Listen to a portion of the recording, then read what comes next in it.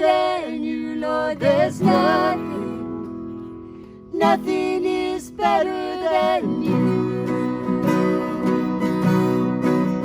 Oh, there's nothing better than you, Lord. There's nothing better than you, Lord. There's nothing, nothing is better than you.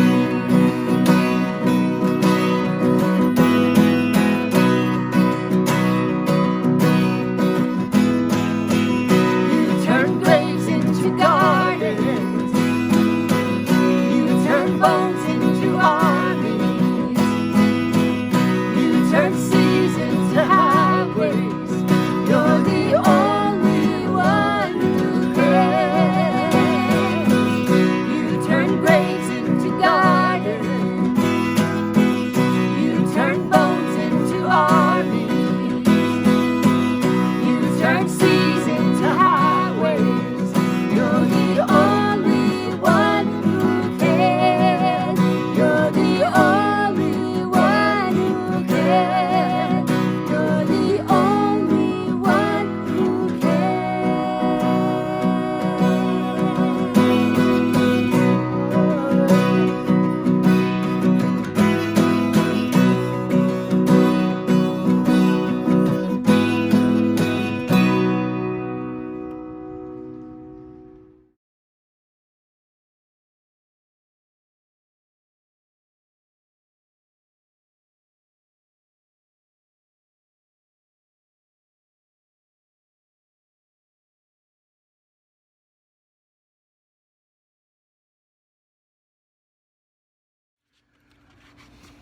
Greetings, Lanier Christian Church, family and followers. I am honored to be given the opportunity to glorify God today before you. I will dedicate my thoughts towards a Memorial Day theme by starting off with Proverbs 10:7. The memory of the righteous is blessed, but the name of the wicked will rot. When reading this verse, I recall a couple of different active shooter situations, and in each case, nobody ever wants to mention the shooter's name because it would bring a memorial to him, and the fact is they want his name to rot. They want his name to go. They want him to be forgotten because he's a nobody. He's evil. Just like Scripture says, his name shall rot. Forgive me for bringing up these horrific memories. Let's turn our focus on a different story. On January 23rd, 1943, the U.S. Army transport ship Dorchester left New York headed for Greenland, carrying more than 900 soldiers, sailors, and civilians, including 4 chaplains. The names of these 4 men of God's service are First Lieutenant Reverend George L. Fox, a Methodist, First Lieutenant Rabbi Alexander D. Good, First Lieutenant Priest Father John P. Washington, and First Lieutenant Reverend Clark L. Poling from the Reformed Church in America. The ship was part of a convoy, and it was destined to travel through an area nicknamed Torpedo Alley.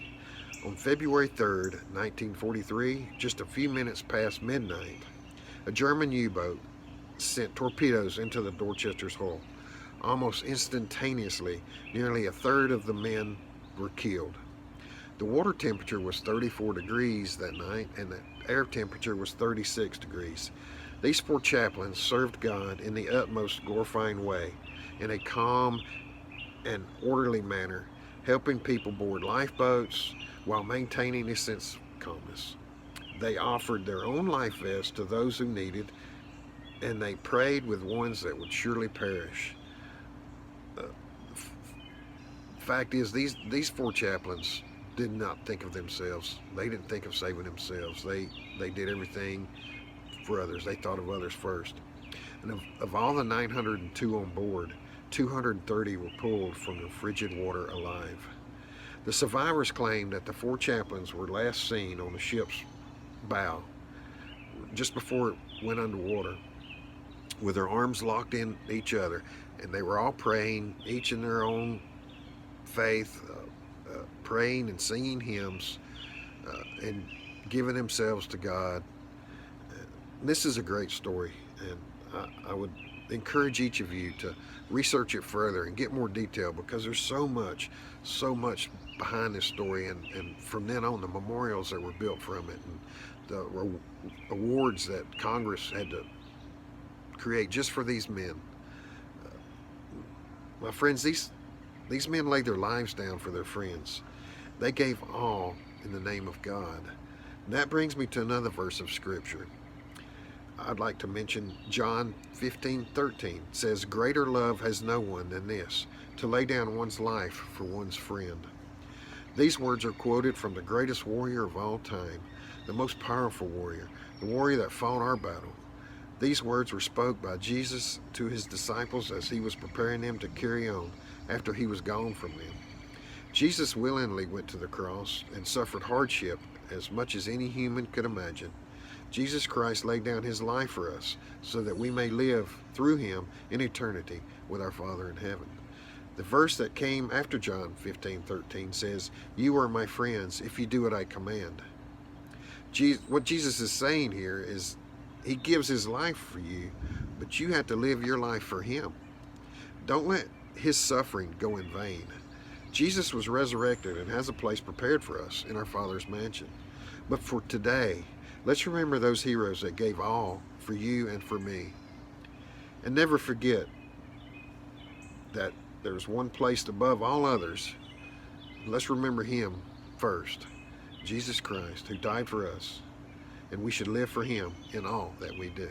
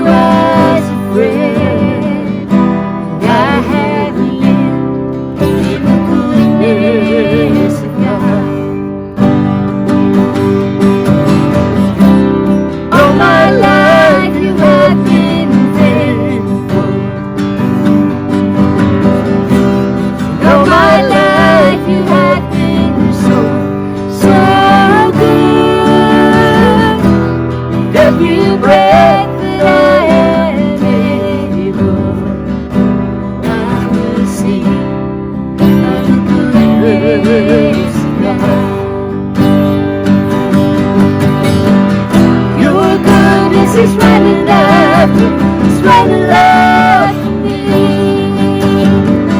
Your goodness is running after, it's running after me.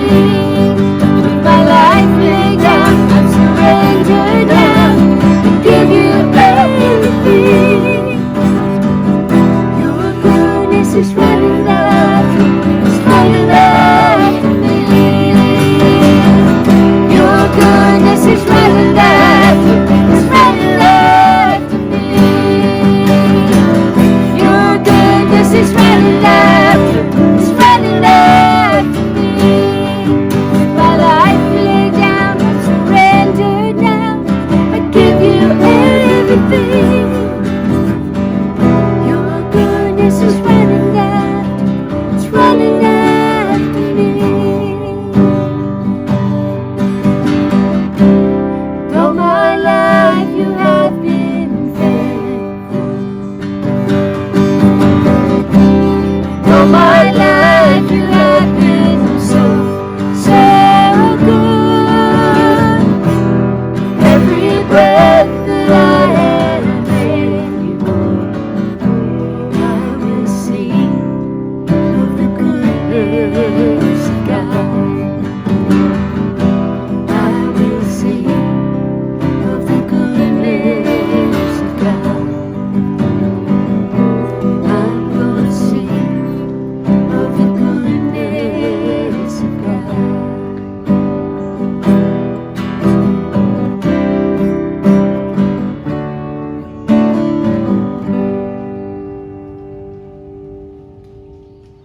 Hello again, Lanier Christian Church family, and welcome to our Sunday online worship, Sunday, May 24th. I'm coming to you today from Rock Creek Veterans Park in downtown Gainesville, and I'm standing actually right in front of the Vietnam War Memorial. I'll let you look at it a second here. This is in honor of the Vietnam veterans who gave their lives, and they're all from Hall County during that conflict. Yeah, this is a kind of a somber weekend as we think about that, but it's also a positive weekend as we think about freedom and the sacrifice and the cost involved. And I hope your family will have a great time remembering this Memorial Day weekend. As we begin this morning, I want to read to you 3 short verses of Scripture as we focus on this whole idea of remembering and being reminded of sacrifices. It's from 2 Samuel chapter 1, verses 17 through 19. It says there, David took up this lament concerning Saul and his son Jonathan, and ordered that the men of Judah be taught this lament of the bow. Your glory, O Israel, lies slain on your heights. How the mighty have fallen. I want to take a few moments and focus on that last line that I just read. How the mighty have fallen. You know, often when we hear that term today, we think of someone who really has a dramatic rise to stardom and then a really dramatic drop as well. Maybe a good example is we think about an Oscar-winning actor who later in his career has resorted to hosting infomercials. And we might say, how the mighty have fallen. We think of it, that term today, that phrase, as kind of a negative thing. But when David wrote these words, he was thinking in a positive way. He was highlighting Israel's warriors and honoring them by saying how the mighty have fallen. And so today, as we come on this Memorial Day weekend, I know we come in an unusual time. We come in a time of great upheaval in our lives known as the coronavirus. And, you know, we need to continue to thank God for our medical personnel and first responders who are on the front lines of this battle with COVID-19. But as we do that, we would be remiss if we forgot the sacrifice of those who have given so much for us on the field of battle so that we might be free. We would be equally remiss if we forget the sacrifice of Jesus Christ on our behalf so that we might be free from sin and free from death. And so that's what we focus on today as we look at how the mighty have fallen.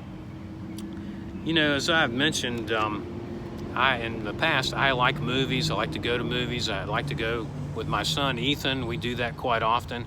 And obviously we haven't done that in the last few months because of the virus. But I can remember the last movie Ethan and I watched together. It was actually at the theater here in Gainesville. It's called The Last Full Measure. It's the story of a Vietnam soldier. His name is William Pitsenbarger.